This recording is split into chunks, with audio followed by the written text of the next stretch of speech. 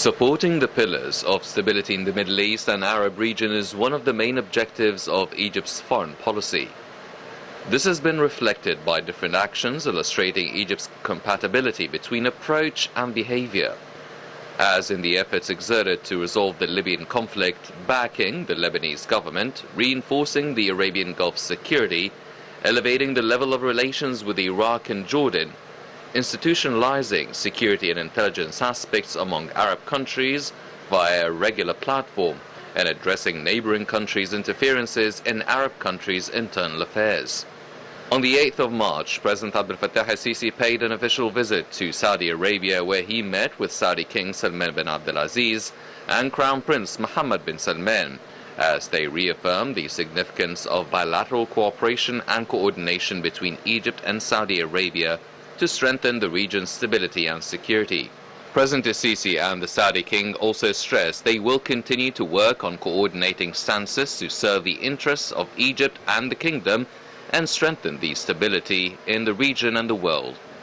A month earlier, and on the 22nd of February, President al-Sisi paid an official visit to Kuwait as he held talks with Kuwaiti Emir Sheikh Nawaf al-Ahmad al-Jaber al-Sabah and Crown Prince Sheikh Mish'al al-Ahmad al-Jaber al-Sabah. The talks focused on ways to organize a successful Arab League summit in Algeria in the last quarter of 2022 and to boost Egyptian-Kuwaiti ties on all domains.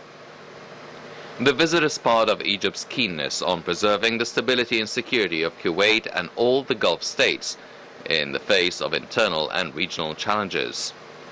On January 26, 2022, President al-Sisi met with the UAE Crown Prince and Deputy Supreme Commander of the Armed Forces, Mohammed bin Zayed, in Abu Dhabi to discuss efforts to protect Arab security. Al-Sisi said that there is a close link between Egyptian and Emirati national security, reiterating Egypt's support for the security and stability of the UAE, and affirmed that the visit to the UAE is a continuation of the close and distinguished relations that bind both countries and unite them towards achieving stability and security in the region. The President's speeches during all these visits and meetings always point to stability, coordination and cooperation, such as internal stability, homeland stability, consolidation of state stability, the region's stability, secure and stable environment, and the value of security, safety and stability, as well as interaction between Egypt and its regional sphere. Thus, movements exerted by Egypt during the last period of time echoed only the government's policy path towards resolving regional issues of mutual concern, backing Arab brotherly countries and limiting regional interferences in Arab affairs.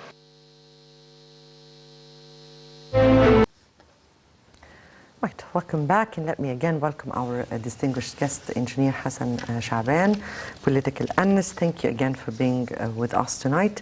Thank you. Let me start with the visit itself, the visit of President Sisi to Saudi Arabia at this very particular time, at the backdrop of all the current developments worldwide. And how did you read it? Well, definitely the Middle East is watching and observing what's happening about 1,000 miles away from us. And it's very important for us to keep a close eye on all these,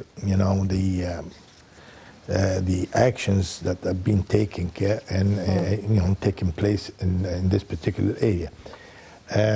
I think coordination between Egypt and Saudi is very important at this very critical time. Saudi is under some pressure to increase the production of oil and gas, and the prices of oil are going up. Egypt wanted to coordinate with Saudi just to, share the same point of views concerning the economical and political, changes in the arena, which we do all the time. Actually, our brothers in the Gulf are very important to coordinate with us. We're with them all the time. facing, any threats that they are exposed to. So I think the visit is very important, and we'll see some results actually very soon, because the cooperation between Saudi and Egypt really never stopped.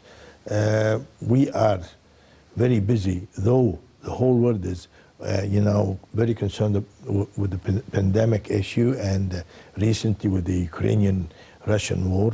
But nevertheless, we're still, going strong with our development programs, and I think our brothers in Saudi and the Emirates and, the Gulf are cooperating with us in this respect.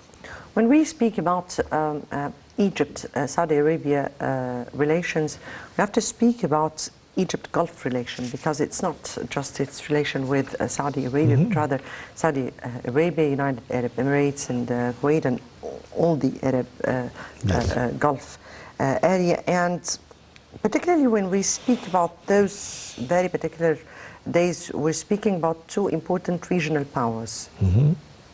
Egypt, from one side, speaking as a regional power, and an African power as well, and the Gulf, which is the oil-rich countries. If we speak about how we, in a way, we are a kind of complementary to each other. Definitely, yes. In a way or another, and at certain levels. Well, with the oil wealth in the Arab Gulf countries, and the experiences that we have in Egypt, we definitely form a very healthy partnership, and I think the future will see a lot of cooperation in Africa, between Egypt and the Gulf states, actually, in the field of agriculture, mining, industry, and I think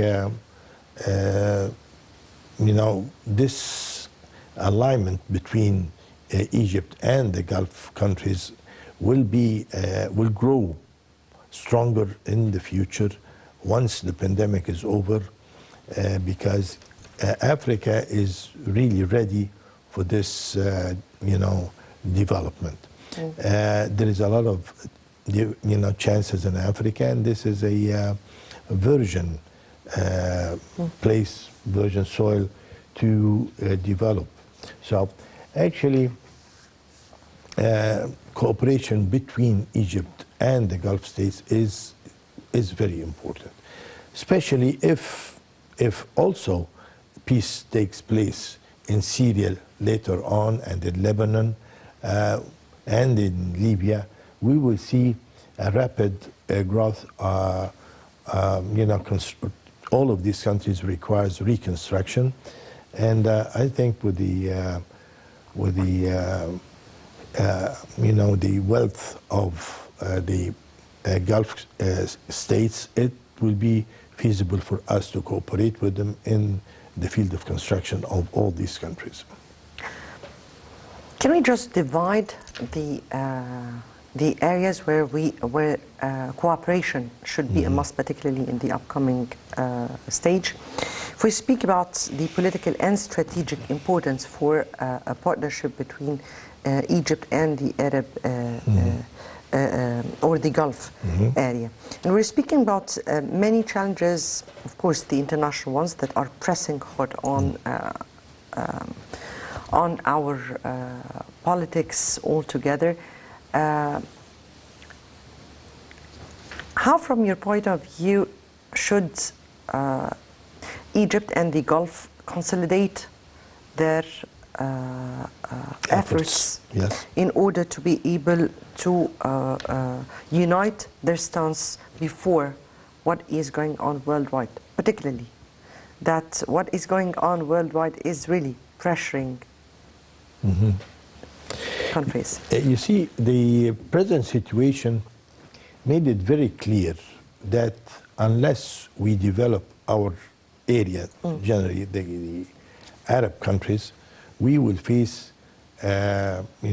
problems in the field of providing vital crops like wheat, corn, and oil, and all of these important materials that the Middle East countries,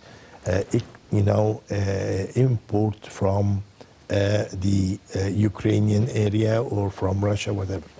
So I think definitely the Arab countries will have to seriously try to develop its own countries to be self-sufficient.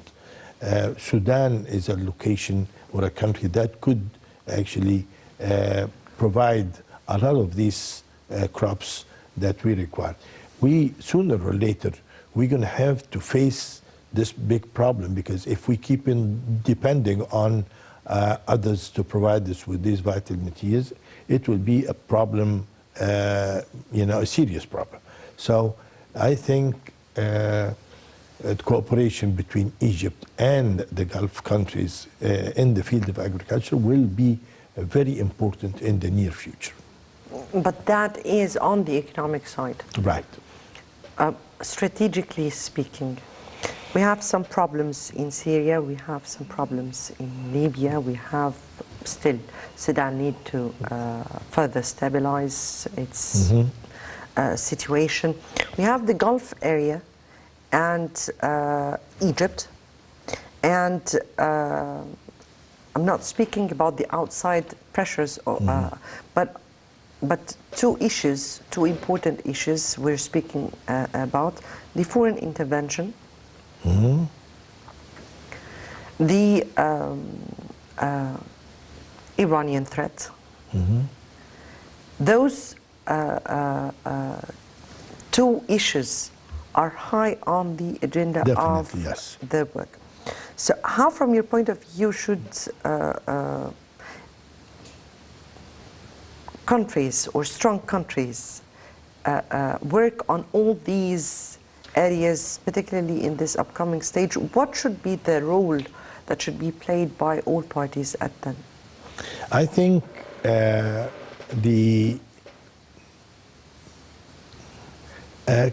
confrontation, if I may call it confrontation, between Iran and the Gulf states is always a threat. It's been like this for some time. And I think in the near future, after the Ukrainian-Russian war will be over, I think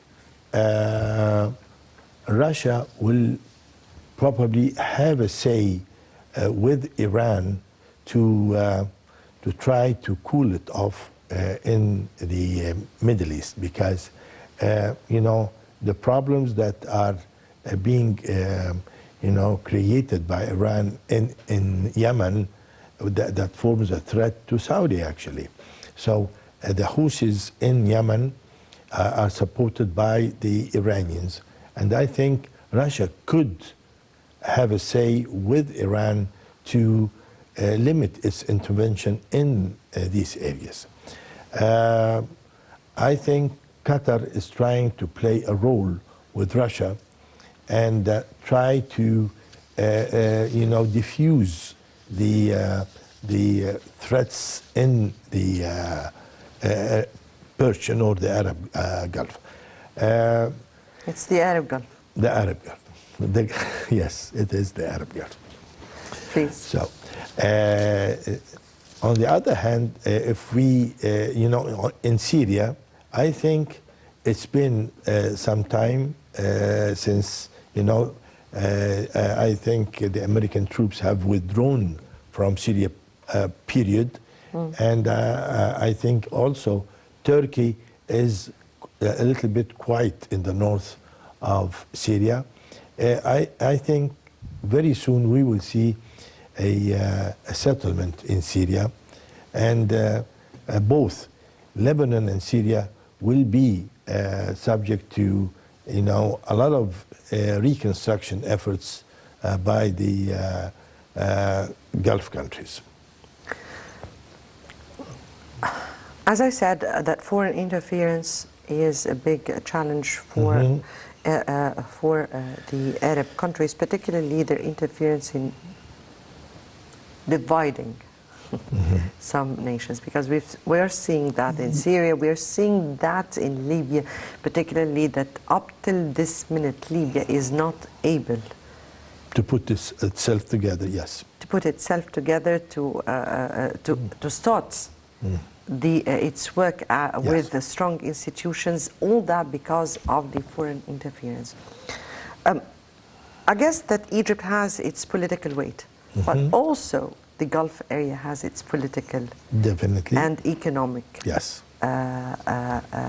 pressure and weight. Yes. From your point of view, how important would be the role of Saudi Arabia, the United Arab Emirates, Kuwait, plus Egypt, all together in trying to put Arab solutions, and how necessary it became for Arab countries, particularly at this very particular time, to understand that Arab solutions would be their only way out? Let me put it this way. In this particular part of the world, we have the being rich curse. It's a curse being rich. All of these countries are very, very rich, and I think destabilizing these areas is always to the benefit of somebody who wants to control the wealth of this particular area. So I think Arabs will have to be wise and realize once and for all that it is their turn to control their destiny, actually. This area is being subject to a lot of conspiracies and plots for a century, better than a century. And I think it's about time that the Gulf countries should use their weight politically and economically with their Western partners to try to give assurances to the West that, our wealth and with your experience will not be actually divided. We are still, you realize that in the 70s, Saudi Arabia gave assurances to the U.S. that the oil business will always, depend on the U.S. dollar. And, this assurance gave a space to the U.S. to declare that the dollar is no longer covered with the gold. And the reserve for the dollar is no longer gold. It's the oil in the Middle East. As long as you deal with oil, you deal with dollar in buying and selling oil, you have a strong dollar. So I think we have a win-win situation with the West, because we should, or we deserve, a chance to develop. We deserve a chance to live in peace, not to rest in peace. Now, actually, the difference is very big. The difference is very big. It's like 6 foot under the ground. Indeed. I would really want to ask you, how do you describe the Egyptian Gulf relations? We are aware that some would really ask, suing some of the fueling the situation. Some would say that there are differences in the interests of countries, and that would really put a kind of row between Egypt and the Gulf state on matters. From your point of view, how do you describe the strong, unbreakable relations between Egypt and the Gulf area, and the importance of keeping them so? Well, I don't want to talk about history, but actually Egypt and the Gulf countries have a very common interest to actually develop. Egyptians lived and worked in the Arab Gulf countries for decades, since the early 50s in the last century. We are very much connected with the Arab Gulf countries. Our teachers were there, our doctors were there, and I think the relationship between us and the Arab Gulf countries is very strong. We cannot allow, as Egyptians or as Egypt, allow our friends in the Gulf to be subject to any threat. I think, as the president said at one time, it's a walking distance between here and the Arab Gulf countries. So I think a strong Egypt will give assurances to the Gulf countries that we are in their back, maybe with them in the front lines as well, if they were exposed to any threats. Egypt will not stand still if our brothers in the Persian or the Arab Gulf, be subject to any threats. Before we move to the economic side, because the economy is very important between us, economy actually make the future of people. Let me here take it from the people's side. And we have seen here many meetings. The president has been keen on meeting, of course, the Saudi King, Crown Prince, also the United Arab Emirates rulers, also the Kuwaiti Emir. I mean here that the president during the past period has made several trips and visits to the Gulf area. How do you view the importance of such visits, and how do you view the chance that was given by those visits in order to clarify matters and discuss the current situation? Let me put it this way. Practicing politics, and politics that does not have an economical return, is a failure. Our ties with our brothers in the Persian Gulf or the Arab Gulf is definitely have an economical return on both sides. Egypt is really in a growth state right now. We are developing, and we have a high rate of development, and we probably will welcome our brothers in the Persian or in the Arab Gulf to come and invest in Egypt. We need, the rich oil countries to invest in Egypt. A strong Egypt is a strong Arab countries in the Gulf. So I think, politically, we are coordinating definitely. In the Arab League, we have the same, stance. And I think Egypt is very close to our brothers in the Arabian Gulf. The existence of the Gulf and all its weight in Africa, and how important is that? Particularly, we're speaking now politically, because economic-wise, we're going to expand our second segment to that. But how important is it for the Gulf to exercise a kind of pressure on in Africa and in resolving lots and lots of problems? You see, I think a lot of our friends in the Gulf already have large investments in Africa, especially in the agricultural field. I think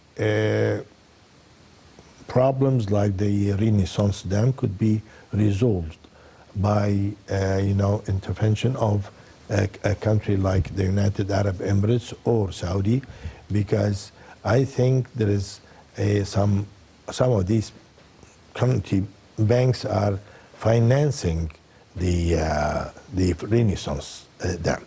So I think these countries in the Arabian Gulf are suitable, candidate to try to resolve a problem like the Renaissance Dam. A lot of issues, we have a number of projects in Africa feasible, for both sides, the Arab countries in the Gulf and in Egypt.